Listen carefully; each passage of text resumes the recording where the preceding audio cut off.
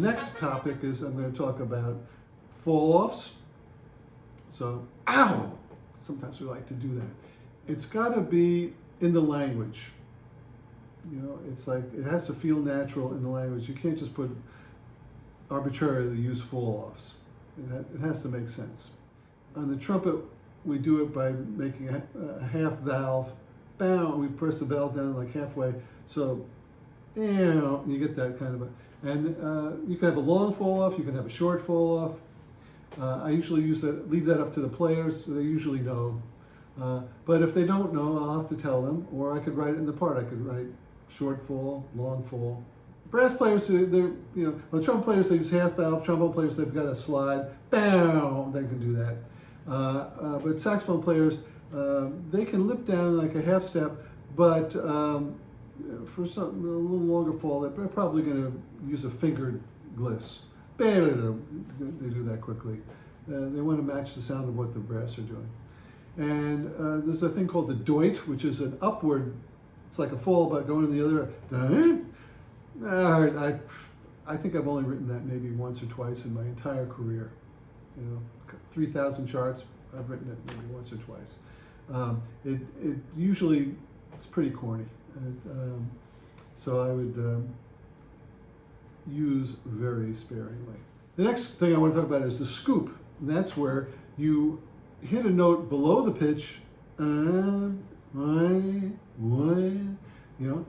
Johnny Hodges, alto saxophonist for Duke Ellington for many, many years, was famous for all the scoops that he would put on notes. Some saxophone players kind of overdo that, and it just doesn't sound idiomatic.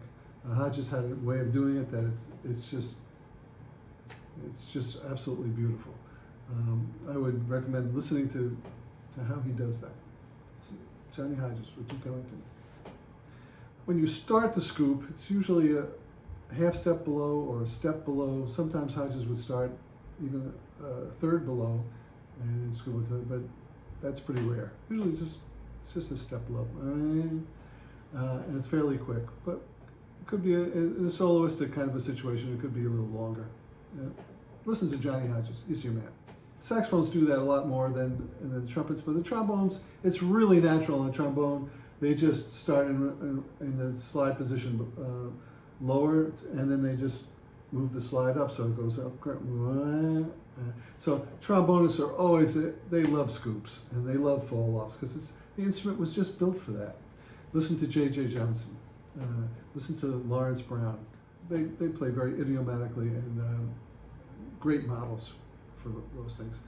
Now there's a thing called a smile, and that looks like that, and it's between two notes, down, so you're going to kind of fall off a little bit from the first note, and then you're going to do a scoop into the second note, down, and there's no space in between them, down.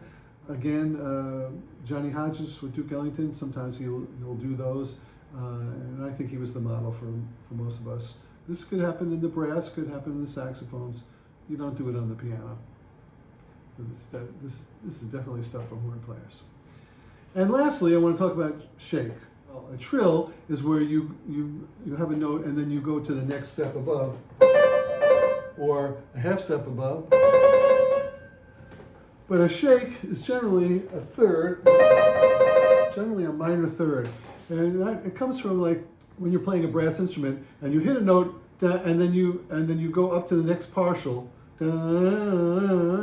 and it's like you're not moving the valves or anything. You're on the trumpet. You're just moving the slide on the trombone. You hit the lower note kind of in between that and the next partial, so that it can easily go up to the next partial and back down.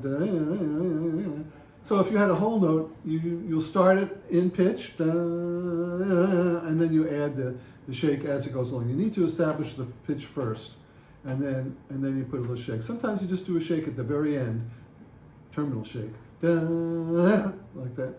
But usually it's about maybe half the value, something like that. Now you could have a shake on a short note.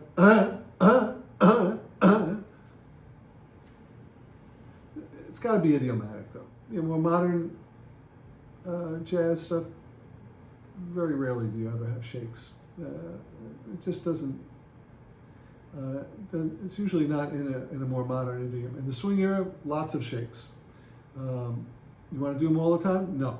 It's like spice. How much spice do you like on your food? If you put too much salt, you're not going to really like how it tastes. But no salt, it's not going to have much flavor at all. So, salt to taste. Okay, so how much of this stuff, information, are you going to give the player? As little as you have to. Don't tell them what they already know. Only give them the information that they don't know. If you want to put a long and a short and an accent and dynamics on every note, the part becomes unreadable. You wind up getting none of that. The players will just ignore everything.